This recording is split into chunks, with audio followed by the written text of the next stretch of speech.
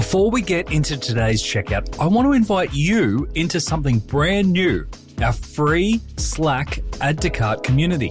After 4 years of bringing you experts and leaders in e-commerce, I thought it was time to connect you, our listeners.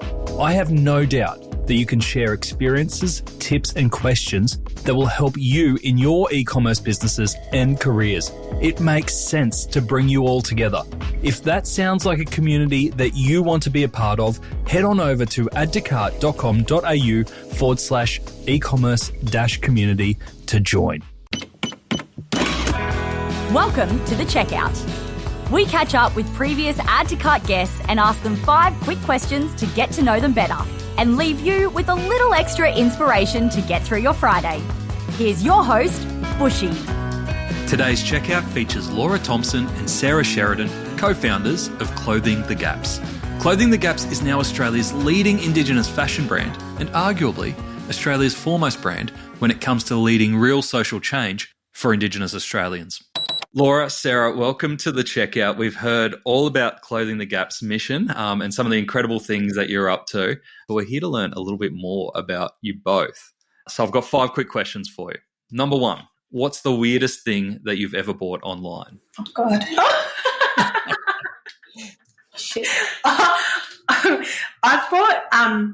have a dog, George, and I once on Marketplace in lockdown bought some secondhand Kong toys, and I get everything delivered to work, and one of the warehouse team brought them up, and he was really excited because he thought he knew what it was, and I played a game on him, played a bit of a trick on him because he was feeling the package thinking that it was something else, and he freaked it out, but it was actually just Kongs.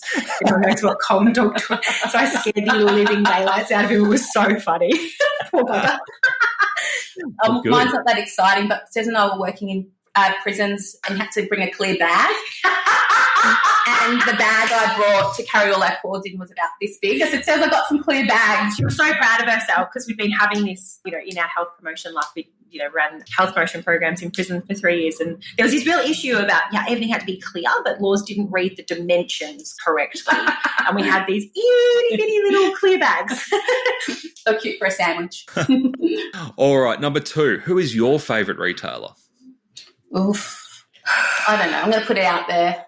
I've been Patagonia collab. If you're interested, hit us up. Yeah.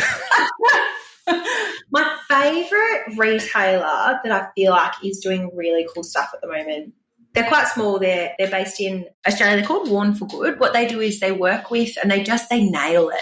They're 100% of the profits go into a different charity every quarter. What they do is they take excess. So they're solving this really amazing circularity gap, and they're taking excess product from high-end brands and then offering it in sort of a resale market, but essentially as a fundraiser.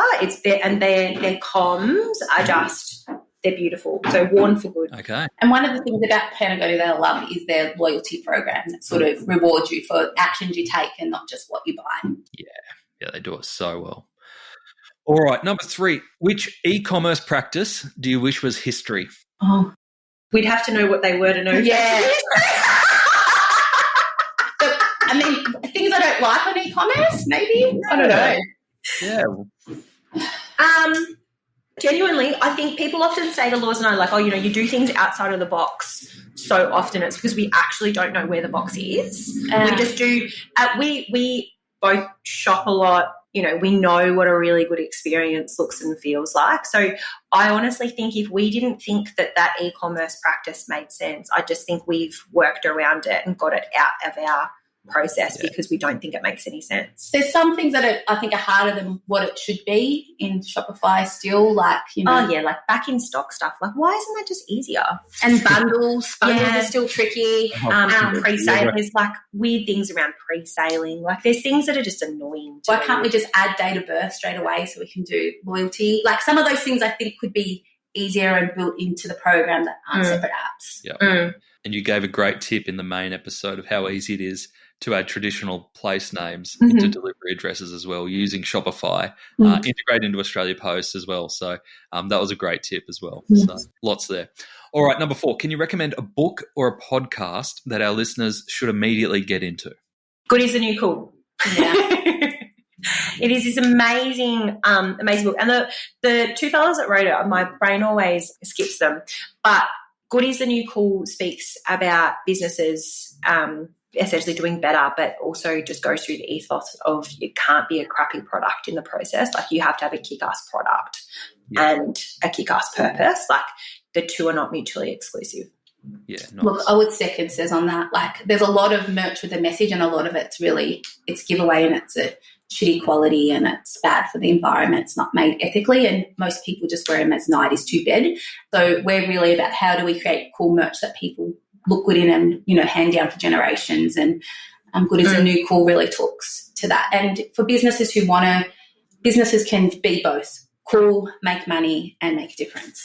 Brilliant. Last one, finish this sentence. The future of retail is? Really exciting if people do it well.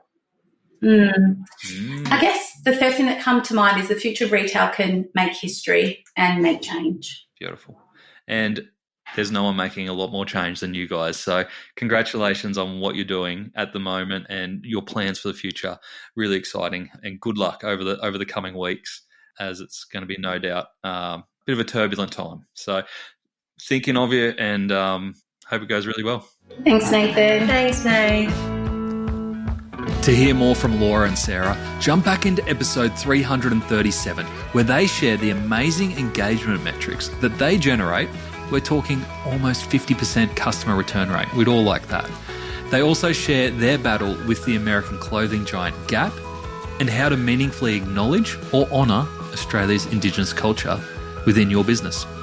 Thanks for listening, and until next time, keep adding to cart.